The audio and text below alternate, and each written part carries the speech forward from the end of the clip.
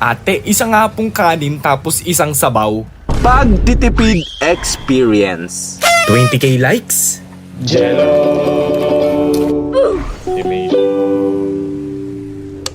Oh, umabot din ba kayo sa punto na wala na kayong pera?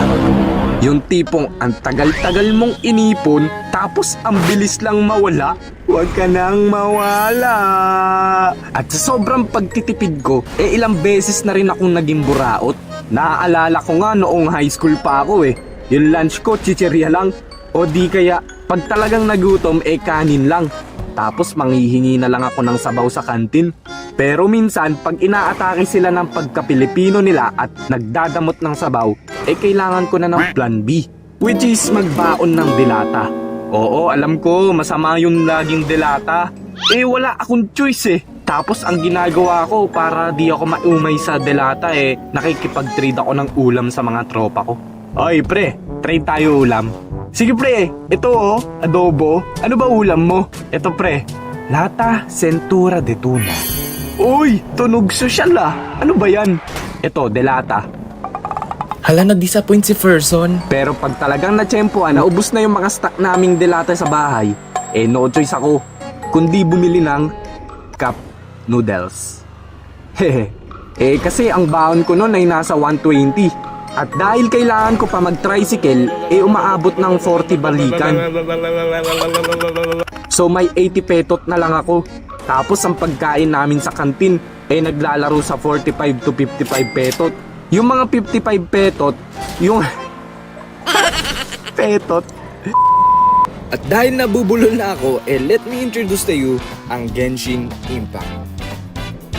Ang Genshin Impact ay isang open world game na pwede mong laruin mapa PlayStation 4 and 5, iOS, Android ka man o kahit sa PC pa. Wow! Pwede laruin dito? Oo naman yes! There are numerous mysteries and experiences waiting for you in Genshin Impact. At meron ding cute na spirit guide who will lead you on this amazing adventure. Wow! Marami ding characters na may malupit na powers and cool weapons that you can use and experience. Wow! Wow ka ng wow Sige nga, ikaw mag-explain dito. Genshin Impact is also offering co-op mode where you can team up with your friends, fight together, and get cool rewards together. Wow! By the way, Genshin Impact is releasing new update which is yung V3.5, The Windbloom's Breath. Wow! You can unlock new playable characters like Dia and Mika with compelling skills and cool powers. Si Dia ay isang 5-star pyro character. She looks stunning in her blazing eyes but you should never mess up with her. Or else, mararamdaman at makikita mo kung gaano kalakas ang kanyang unleashing burning anger. Taray! At si Mika naman ay isang 4-star cryo character at siya ay isang miyembro ng Knights of Favonus Reconnaissance Company and he always diligently fulfills lahat ng duty na kakaharapin niya. Ang pogi, di ba? There are also new powerful weapons, amazing rewards, and new events, and of course, new quests. Ma-download ko na nga! Pwede mong ma-download ang Genshin Impact using the link in the description or i-scan mo na lang yung QR code sa screen. So thank you Genshin Impact for sponsoring this video. Yung mga 55 petot, yung mga talagang masasarap at may sarsang ulam. Kaya ang tingin ko sa mga nabili ng ganoon, isang maharlika na pinanganak sa marangyang mansyon. So yun na nga, pag bumili pa ako ng pagkain ng 55 petot, di 25 petot na lang matitira sa baon ko. Putik, buti sana kung walang ambagan May ambagan sa group, may ambagan sa project, may ambagan sa Teacher's Day kahit masungit teacher nyo, ambagan sa Christmas party kahit di maganda yung mga palaro, tapos di pa masasarap yung mga pagkain. Ito na yung 150 na ambagan. So ngayong college na ako at oo, nag-aaral pa si kuya niyo Jello. Kaya kailangan kong i-budget na maayos yung pera ko.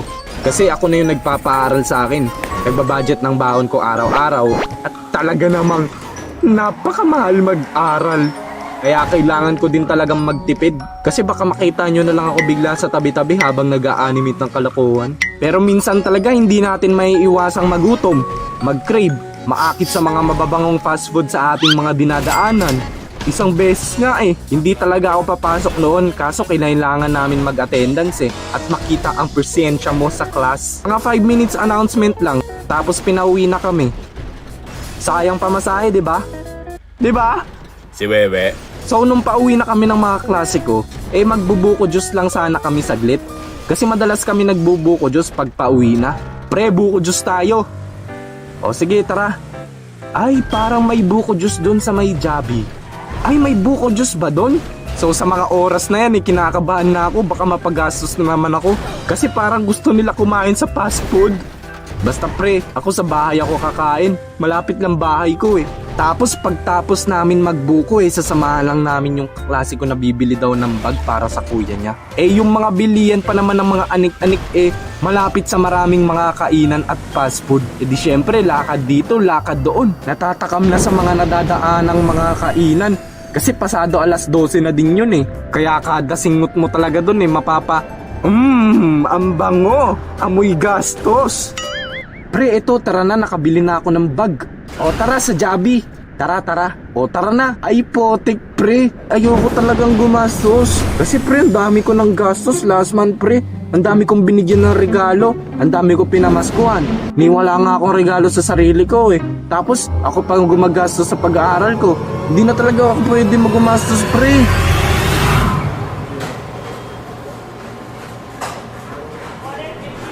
Sir, ito na po order niyo sir. Bang!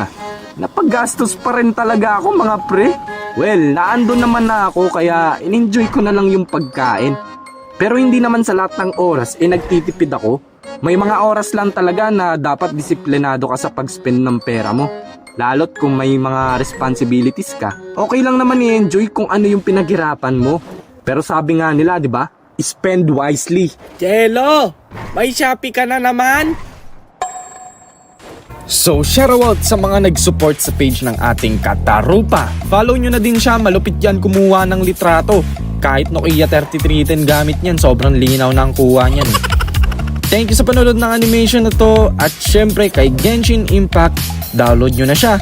Arigat Toy Toy.